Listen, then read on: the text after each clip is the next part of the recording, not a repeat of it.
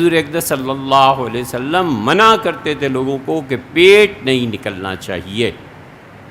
عربوں میں دو چیزیں تھیں، یہ کھڑے ہو کے پانی نہیں پیتے تھے، کہتے تھے اس سے بیماری لگ جاتی ہے۔ رسول اللہ صلی اللہ علیہ وسلم کھڑے ہو کے پانی بھی پیتے تھے، بیٹھ کے بھی پیتے تھے، تاکہ عربوں کا یہ عقیدہ اس سے جڑ کٹے۔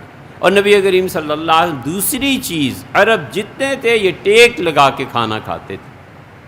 غرور، تکبر، ایک ہے نا کسی بیماری کا ہونا، اللہ تعالیٰ حفاظت فرمائے، فالج ہو گیا، ذوف وغیرہ وغیرہ، جو عذر ہے اس بنا پر تو جائز ہے، وگرنہ نوابوں کی طرح ٹیک اور تکیے لگا کے کھانا کھانا یہ جائز نہیں ہے۔ حضور اکرم صلی اللہ علیہ وسلم اما انا فلا آکل متکئا، جہاں تک میری ذات کا تعلق ہے لوگوں، میں تو بالکل ٹیک نہیں لگاتا، حتیٰ کہ فقہا نے کہا ہے کہ ایک ہاتھ سے ٹیک لگا کر دوسرے ہاتھ سے کھانا یہ بھی ٹھیک نہیں، منع کرتا۔ آکلو کما یاکل العبد، میں بالکل ایسے کھاتا ہوں جیسے کوئی غلام سر جھکا کے اللہ کے سامنے کھاتا ہے۔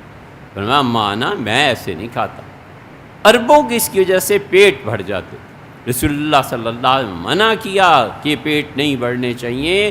گھوڑے پہ سواری کون کرے گا، جد و جہد کون کرے گا، محنت کی زندگی کیسے ہوگی، مزدوری کیسے ہوگی، زمین کون کھودے گا، مسجد کے لیے اینٹیں کون اٹھائے گا، یہ سب چیزیں حدیث میں آئی ہیں۔ ایک پیٹ والے آدمی کو دیکھا تو انگلی چبھو کے فرمایا کہ جتنا کچھ تم نے کھایا ہے نا، اگر یہ کوئی غریب کھاتا تو زیادہ اچھا۔